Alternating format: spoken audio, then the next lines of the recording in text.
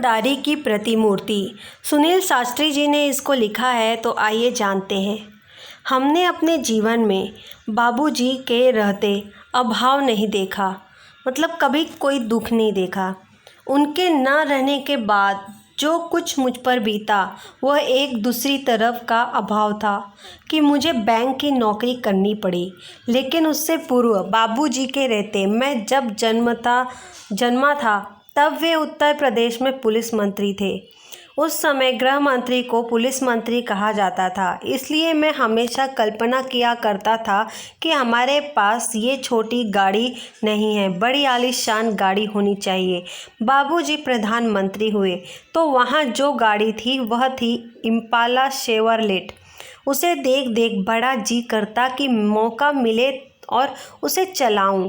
प्रधानमंत्री का लड़का था, कोई मामूली बात नहीं थी। सोचते विचारते कल्पना की, उड़ान भरते एक दिन मौका मिल गया। धीरे धीरे हिम्मत भी खुल गई थी ऑर्डर देने की। हमने बाबूजी के निजी सचिव से कहा, सहाय साहब जरा ड्राइवर से कहिए इम्पाला लेकर रेजिडेंस की तरफ आ जाएं। 2 मिनट में गाड़ी आकर दरवाजे पर लग गई। अनिल भैया ने कहा, मैं तो इसे चलाऊंगा नहीं, तुम ही चलाओ। मैं आगे बढ़ा, ड्राइवर से चाबी मांगी, बोला तुम बैठो, आराम करो, हम लोग वापस आते हैं अभी। गाड़ी ले हम चल पड़े। क्या शान की सवारी थी, याद कर बदन में झुरझुरी आने लगी। जिसके यहाँ खाना था वहाँ पहुँचा। बातचीत में समय का ध्यान नहीं रहा, देर हो गई। याद आया बाबूजी आ गए होंगे। वापस घर आ फाटक से पहले ही गाड़ी रोक दी। उतर कर गेट तक आया, संतरी को हिदायत दी, और यह सैल्यूट वैल्यूट नहीं, बस धीरे से गेट खोल दो। वह आवाज़ करे तो उसे बंद मत करो, खुला छोड़ दो। बाबूजी का डर, वह खटपट सैल्यूट मारेगा तो आवाज़ होगी और फिर गेट की आवाज़ से बाबूजी को हम लोगों के लौटने का अंदाज़ा हो जाएगा। वे बेकार में पूछताछ करेंगे, अभी बात ताज़ा है, सुबह तक बात में पानी पड़ चुका होगा। संतरी से जैसा कहा गया उसने किया। दबे पैर पीछे किचन के दरवाजे से अंदर घुसा। जाते ही अम्मा मिली। पूछा, बाबूजी आ गए? कुछ पूछा तो नहीं? बोली, हाँ आ गए। पूछा था, मैंने बता दिया। आगे कुछ कहने की हिम्मत नहीं पड़ी, यह जानने सुनने की कि बाबूजी ने क्या कहा। फिर हिदायत दी, सुबह किसी को कमरे में मत भेजिएगा, रात देर हो गई, सुबह देर तक सोना होगा।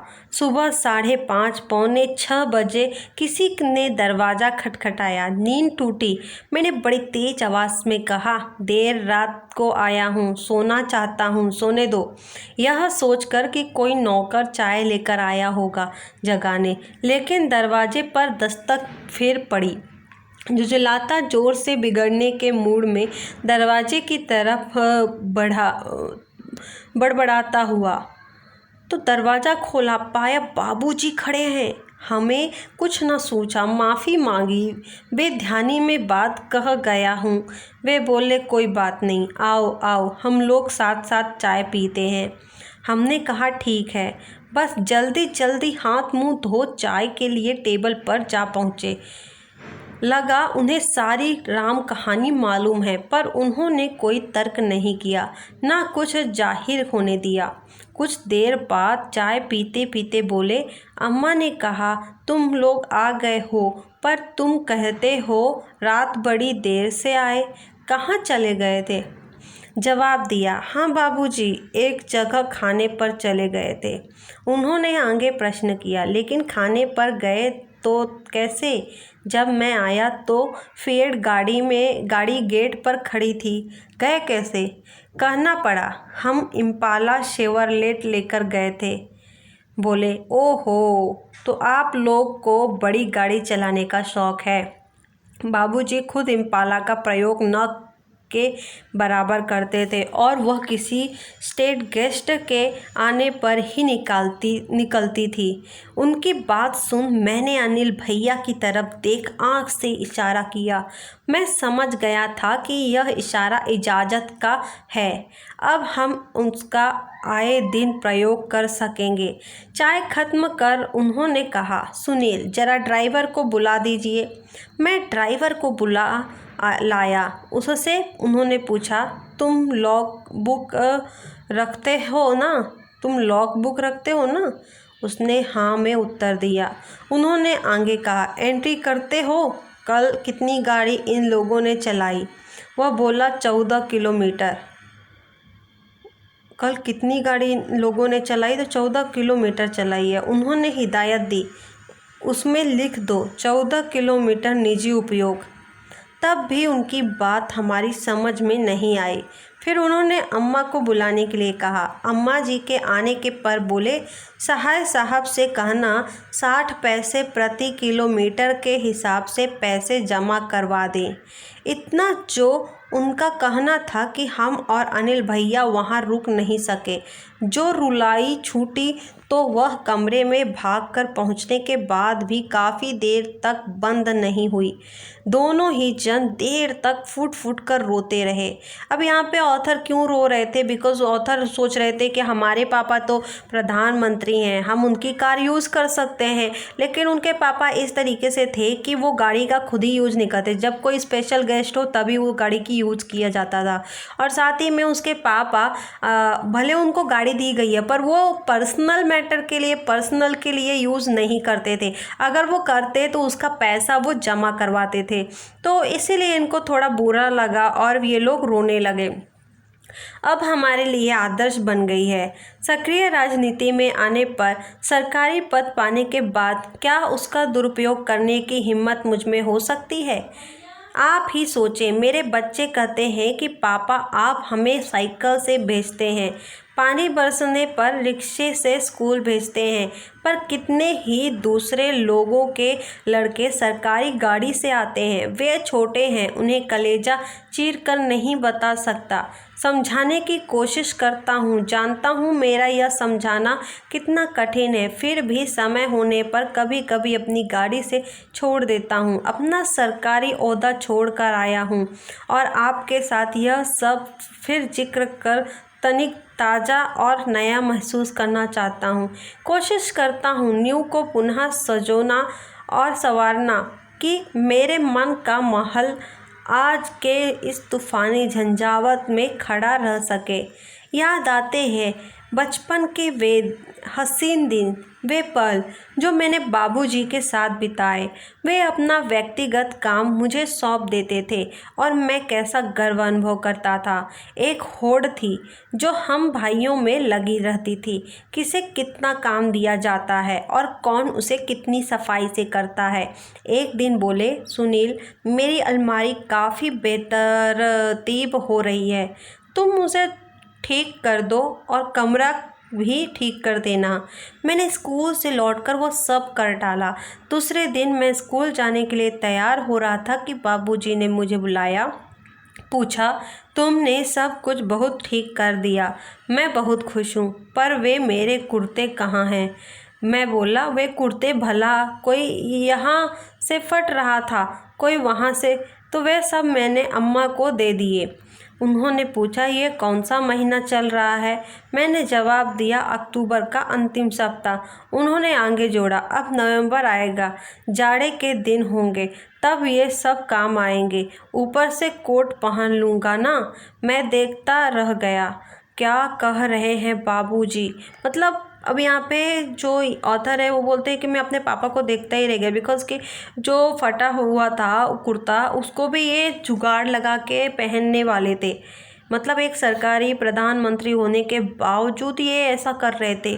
मैं देखता रह गया, क्या कह रहे हैं बाबूजी? वे कहते जा रहे थे, ये सब खादी के कपड़े हैं, बड़ी मेहनत से बनाए हैं बिनने वालों ने, इसका एक एक सूत काम आना चाहिए। ऐसे उसके पापा बोले। यही नहीं, मुझे याद है मैंने बाबूजी के कपड़ों की तरफ ध्यान देना शुरू किया था। क्या पहनते हैं, किस किफ़ायत से रहते हैं, मैंने देखा था। एक बार उन्होंने अम्मा को फटा हुआ कुर्ता देते हुए कहा था, इनके रुमाल बना दो। बाबूजी का एक तरीका था जो अपने आप आकर्षित करता था। वे अगर सीधे से कहते, सुनील तुम्हें खादी से प्यार करना चाहिए, तो शायद वह बात कभी भी मेरे मन में घर नहीं करती। पर बात कहने के साथ साथ उनके अपने व्यक्तित्व का आकर्षण था जो अपने में सामने वाले को बांध लेता था। वह स्वतः उन पर अपना सब कुछ निछावर करने पर उतारू हो जाता था। अम्मा बताती है, हमारी शादी में चढ़ावे के नाम पर सिर्फ 5 ग्राम सोने के गहने आए थे, लेकिन जब हम विदा होकर रामनगर आए तो वहाँ उन्हें मुँह दिखाई में गहने मिले। सभी नाते रिश्ते वालों ने कुछ न कुछ दिया था। जिन दिनों हम लोग बहादुरगंज के मकान में आए, उन्हीं दिनों तुम्हारे बाबूजी के चाचा जी को कोई घाटा लगा था। किसी तरह से बाकी का रुपया देने की जिम्मेदारी हम पर आ पड़ी। बात क्या थी कि उसकी ठीक से जानकारी लेने की ज़रूरत हमने नहीं सोची और ना ही इसके बारे में कभी कुछ पूछताछ की। एक दिन तुम्हारे बाबूजी ने दुनिया की मुसीबतों और मनुष्यों की मजबूरियों को समझाते हुए जब हमसे गहनों की मांग की तो क्षण भर के लिए हमें कुछ पैसा लगा और गहना देने में तनिक हिचकिचाहट महसूस हुई, पर यह सोचा कि उनकी प्रसन्नता में हमारी खुशी है। हमने गहने दे दिए, केवल टीका नथुनी बिछिया रख लिए थे। वे हमारे सुहाग वाले गहने थे। उस दिन तो उन्होंने कुछ नहीं कहा, पर दूसरे दिन वे अपनी पीड़ा न रोक सके और कहने लगे, तुम जब मिर्ज़ापुर जाओगी और लोग गहनों के संबंध में पूछेंगे तो क्या कहोगे। हम मुस्कुराई और कहा, उसके लिए आप चिंता न करें, हमने एक बहाना सोच लिया है। हम कह देंगे कि गांधी जी के कहने के अनुसार हमने गहने पहनने छोड़ दिए हैं। इस पर कोई भी शंका नहीं करेगा।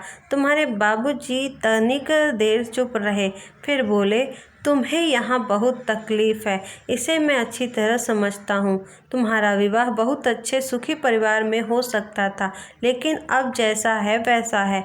तुम्हें आराम देना तो दूर रहा, तुम्हारे बदन के भी सारे गहने उतरवा लिए। हम बोली, पर जो असल गहना है वह तो है, हमें बस वही चाहिए। आप उन गहनों की चिंता न करें, समय आ जाने पर फिर बन जाएंगे। सदा ऐसे ही दिन थोड़े रहेंगे, दुख सुख तो सदा ही लगा रहता है। तो गाइज़, यहाँ पे ये जो बाबूजी की बात हो रही है, ये हैं लाल बहादुर शास्त्री। जी हाँ, हमारे जो प्रधानमंत्री थे, तो प्रधानमंत्री के बेटे होने के बावजूद अनिल और उसका भाई, उनको बहुत था कि हमारे पापा प्रधानमंत्री हैं तो हम वो गाड़ी का यूज करें, हम ऐसा करें। लेकिन लाल बहादुर शास्त्री ऐसे थे कि सरकारी चीज़ों का वो बिल्कुल भी अपने निजी इस्तेमाल के लिए नहीं करते थे। अगर उनके बच्चों ने या फिर उनके घर वालों ने किसी ने कर लिया तो उसकी वो भरपाई दे देते थे। साथ ही में वो अगर कपड़े भी पहनते थे तो उसको भी जो रिटायर हो जाते हैं उसका रुमाल बनवा लेते थे, लेकिन उसको बहुत अच्छे से यूज करते थे। तो ये थी कहानी लाल बहादुर शास्त्री की कि वे कैसे थे। जब लाल बहादुर शास्त्री के जब शादी हुई थी, वो घर पे आए तो उनकी वाइफ के जो गहने थे उन्होंने मांगे और उनकी वाइफ ने दे दिया था, तो वो भी किसी और की सहायता के लिए उन्होंने दिया। तो आप देख सकते हो कि लाल बहादुर शास्त्री किस तरीके से थे, दूसरों के लिए किस तरीके की भावना रखते थे। तो ये थी कहानी लाल बहादुर शास्त्री की। तो हमने हमारे इस लेसन में जो हमारे प्रधानमंत्री लाल बहादुर शास्त्री थे, इनके बारे में जाना।